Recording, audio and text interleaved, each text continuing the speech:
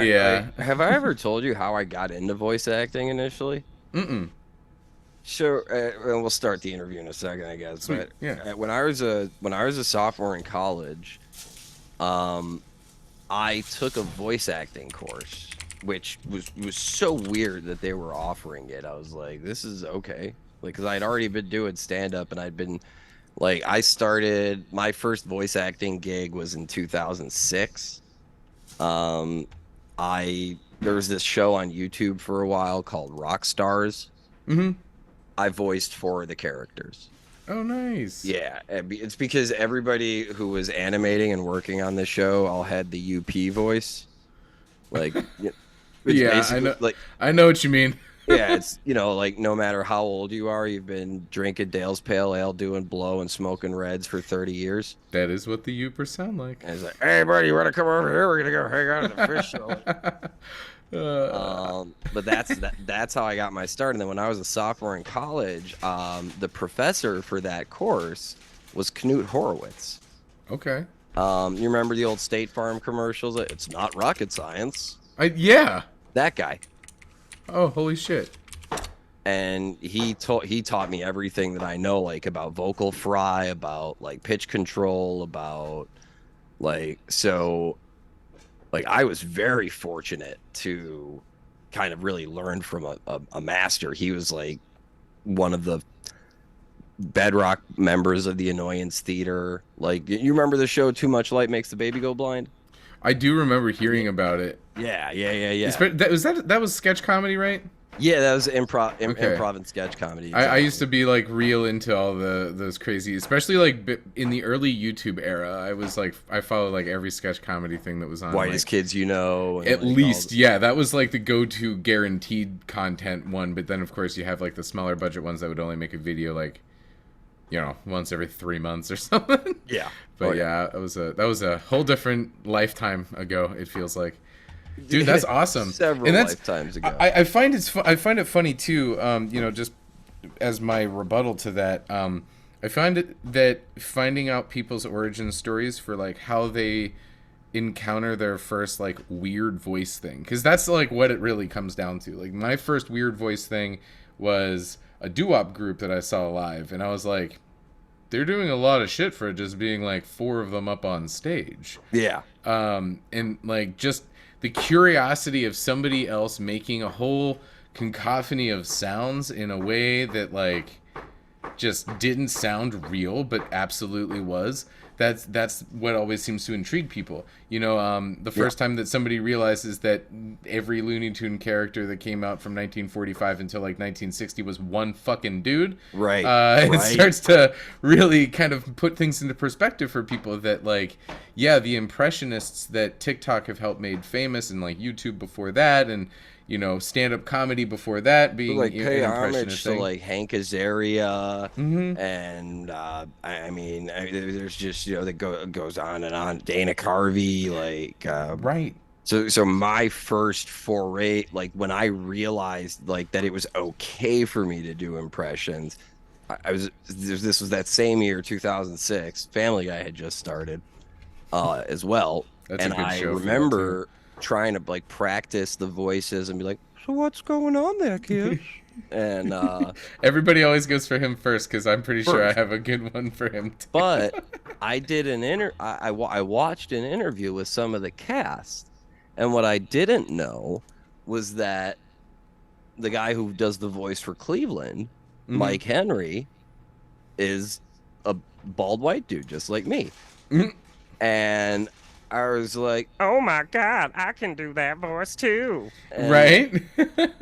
And that was like I was like, "Oh, okay." So like it's about making people laugh. It's about making people feel good. It's not about being pejorative, and it's not about putting people down or making fun Right. of or making people feel less than. And that's one of the best lessons Right. that Knut taught me. But the first lesson really is stand-up comedy. You never use the stage as a weapon. Right, exactly right. And it can be said almost the same way whenever people bring up like, character acting in certain theater shows or anything like that for me too, cuz like I understand race and sensitivity and stuff like that, especially when it comes to, performances and stuff. Mostly because, like, I'm a 6'1" white guy. Like, there's a lot of things in many, many plays that I ethically probably shouldn't play or couldn't play or anything like that. But the weird part about, cartoons versus live theater, whereas both of them technically have creative license, uh, it's funny to me how serious certain people take voice acting and stuff like that. Like, oh, you're taking away jobs from this, that, or the other. It's like, no, dude. Like, the same lady that has done, Tommy Pickles' voice also did, like, The Simpsons and, like, 49 other characters. And she's just, like, this little white, this, 60-some-year-old white lady who's been, like, just crushing it and really good at using flexible voice. Like, that's really all it comes down to. And I feel like, there has to be a divide between the fictitious nature of animation and, say, the borderline, like, limited fictitious nature of, live action television. Like, it's all about representation. And if the representation is something that can be, respected, then I don't see a fucking problem in it ever, within certain reason. No, but, I fully agree. Yeah, and I mean, I get on that a lot, especially because of of all the documentaries that I've probably watched multiple times in recent history. It's the Mr. Rogers one, and there's like a big chunk in it where his fame started going into like SNL and stuff like that. And I know this is digressing a little bit more, but like his fame got him made fun of by like a lot of things, and he's such a pure guy that he's like, humor has to exist. Like, it's not my space to say what is good versus what is not, but it comes down to like respect. And Right. like, if Right. you are clear, and that's his big thing always from his show, and something that I try to impart, at least from my educational standpoint, is clarity. Like, if I can see that you're not processing that information, or if we have a good enough rapport that you're comfortable enough to communicate that to me, To provide that context to Right.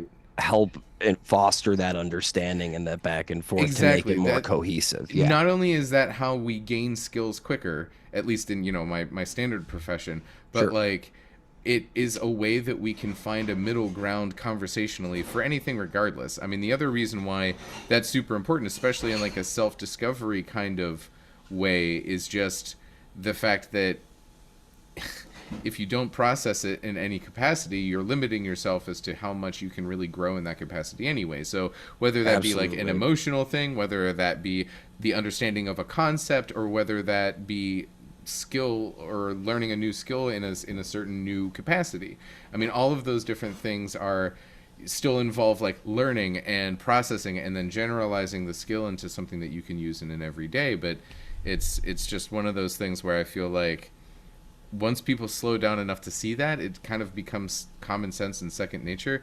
But the problem is everybody's going so fast or so worried about so many other things that like that never ever ends up. It's becoming kind of a like priority. how when you hear professional athletes talk about superstars, right? A phrase that they use all the time is that the game slows down.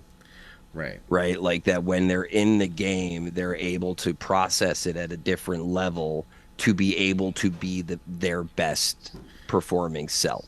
Right. And I think that really relates back to what you just said. And one of the, as you were saying it, one of the most formative books I ever read about voice acting, about character acting. I'm ashamed that I'm forgetting her name, but the woman who does the voice of Bart Simpson.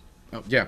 I Um, can't remember her name either. But she wrote a book called My Life as a 10-Year-Old Boy. And How appropriate. it's fascinating to